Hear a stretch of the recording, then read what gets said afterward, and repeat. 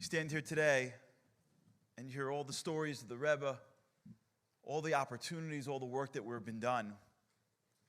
And you kind of ask yourself, what are we missing? Why isn't it here yet? How much longer? It feels like it should have come. It feels like there's something blocking Moshiach, Geula, what we're searching for, what we want. What is it that's getting in our way of accomplishing this incredible goal of bringing Geula? So I want to share with you a story. I began my life as a corporate lawyer. And the way it works in the big firms is that you start off as an intern. And in your year of interning, you rotate different departments and you get to see different parts of the firm. Ultimately, they're checking you out, you're checking out which departments you are, so you know what to choose when you come back as a full-time lawyer. So it was around 2002. This was the time, if you remember, of the dot-com craze. People were starting dot-com companies. And this was just the beginning where it was starting to come to that end. And I was rotating through a group called M&A, Mergers and Acquisitions. And I, because the Abishta runs the world and he's good to me, I was given the following around. What do you do when you're an intern? You get coffee, you follow somebody around, and you pretend like you know something. And I was given the guy who was one of the foremost mergers and acquisitions lawyers in New York. He was considered to be one of the greatest negotiators in the city.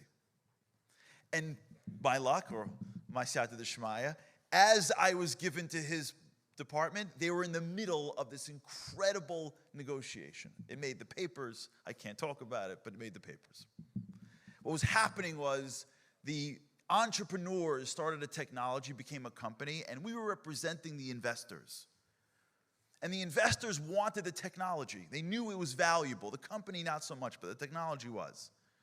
And the entrepreneurs wanted the technology, and they were fighting over who would own the technology. So the day comes, and we're prepping in the office. And we're talking, all of us, and he's saying, at the end of the day, it's theirs. And if they push hard enough, we have to give in. And the client's saying, you're right, okay. He goes, but we're going to try our hardest to get it for you. And I'm thinking to myself, what are you going to possibly do? It's one issue. They're going to go for it. They're going to get the technology. Okay, we walk into this beautiful conference room on the 50th floor of this gorgeous building. And he sits down and they sit down. Can you imagine a big room across from each other? And he starts. And he starts talking about the most random things. The company, vacation days, who's in charge of the website. And they look at him like, what are you, crazy? What are you talking about? And he's aggressive. I want you to have this, and I want to get the website, and I'm in charge of marketing, and who's in charge of vacation? And I'm thinking to myself, what is he talking about? This isn't about the website. This isn't about vacation days. And he's aggressive. And they, all of a sudden, after a while, start engaging him and going, what are you talking about? Why should you get the vacation days? Why should you get the marketing? And all of a sudden, the negotiation becomes all about these other things. And then he switches. And he says, oh, you know what? You're right. You should be in charge of marketing. Yeah, you know what? I think you guys should be in charge of setting the policy for PTO time off. And one by one, he starts giving up all these really relevant but insignificant details. And finally, you get to the end of an hour and a half negotiation, and everybody's exhausted. And they say, what about the technology? And he goes, you're not getting the technology. And they go, okay. And I'm going, no, don't say okay. I can't say anything. They'd fire me. I go, no, it's yours. Just ask for it. And they're so tired. And he gave up so many little things that they didn't even know how to fight anymore. And from the exhaustion, they just stopped fighting and they gave in. They figured it would all work itself out. And they walk away. And I came back to the office and I'm like, I cannot believe what I just saw. It was one of the most masterful moments I thought in my whole career. And I didn't do anything. It was unbelievable and sad. What are we waiting for? What do we block? What's our block? Listen to the words of the Nesiva Shalom. And he tells us something that is so powerful that I believe is what is holding us back from Geula. He says, Miyom Brias Ha'olam, Hiskodenu L'Chavlei Mashiach. From the beginning of time, we were ready for Chavlei Mashiach, Hagadolam Mashiach, Kodem Bias Mashiach. We knew there'd be Chavlei Mashiach. We knew it would be painful. We were preparing ourselves for the pain we have to go through before we get to Mashiach. ובאשר בנו זוס בעולם הזה, צריכים להאמין ולציפוס לו בכל יום שיבוא ממש, and we have to believe he's coming. לאחר חבלי משיח אלו, after we've already gone through חבלי משיח.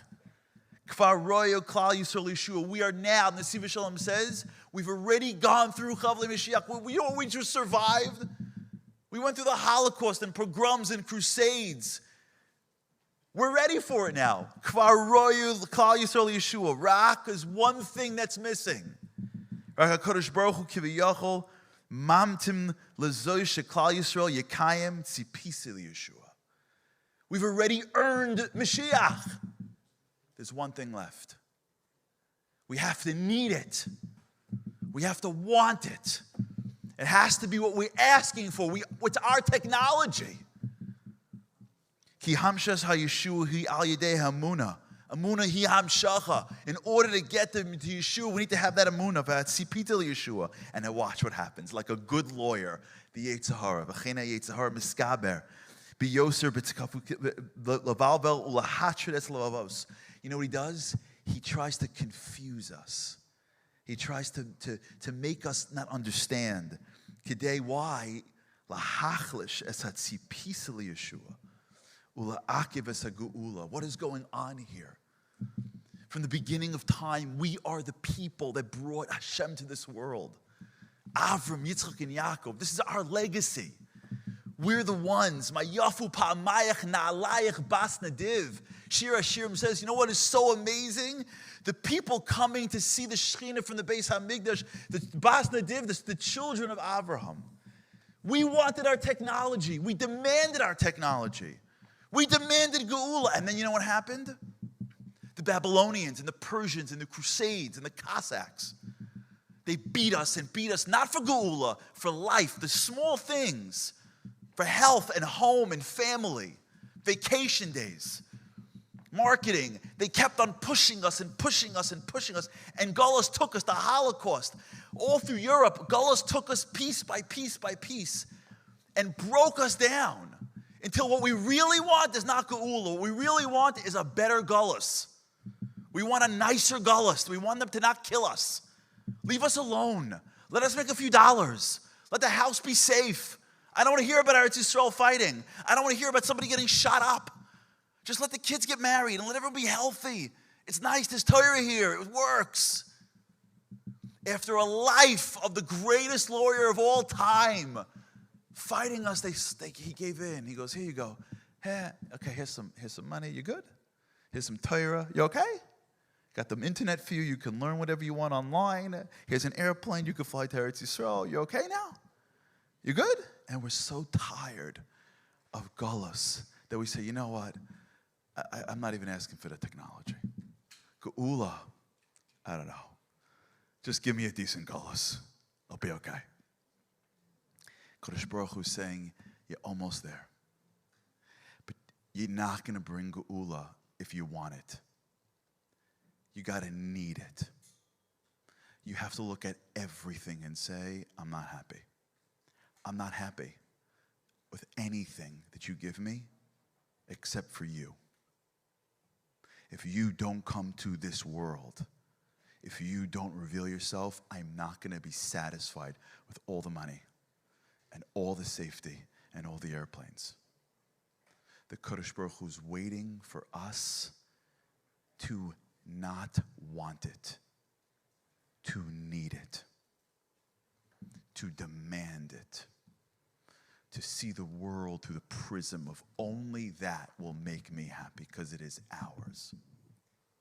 I want to share with you one idea. How do you do that?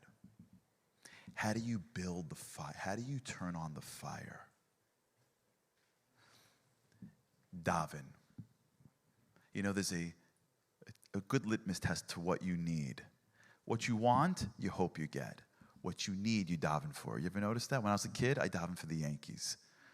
They needed it. I needed it. Together, we needed it. When they played the Boston Red Sox, oh my God, I daven. And then I got older and I stopped davening for the Yankees. You see people all the time. They get older, they need shidduchim, they daven for it all of a sudden. Right? They have kids, all of a sudden they start davening for health for their children. Everything is fine. One day, God forbid, they have a health scare. You know what happens the next day? They daven for health. What happened to 2 days ago? They didn't need it 2 days ago. All of a sudden, they needed it. And when you need health, you daven for health. You want to know how to turn up the fire of need? We start to daven for geula. You see Eretz Yisrael ripping itself apart, you stop, and with all your might, you tell the Kodesh Baruch Hu in your words, Hashem, please just bring geula. Save the Jews in Eretz Yisrael. You see a Jew walking down the street that's not keeping kosher, that's not putting on tefillin. Before you walk up to him, you close your eyes and say, bring geula. There shouldn't be a Jew that doesn't look up and say, Hashem, Hashem, Hu Elokim. When we wake up in the morning, when we go to bed at night, when we have children we have to teach, when we walk around the streets, when we close our eyes in Shema Kolenu, when we close our eyes at Uvnei Yerushalayim, when we close our eyes, we have to daven.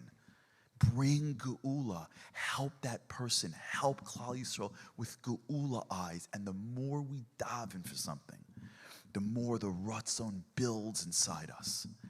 And when that ratzon is so strong that we are not leaving the negotiation table without our technology, then the lawyer across the table says, I got nothing to say. And the Kodesh Baruch looks and says, I've been waiting for my kids to want me as much as I want them. You fulfilled tzipis al Yeshua. We should be zoiche to see a day where a generation of Jew turns to Hashem and says, I am not satisfied with anything but you. And with that, we'll be zoiche to see Moshiach Tzidkenu come in our days of Harary. Amen.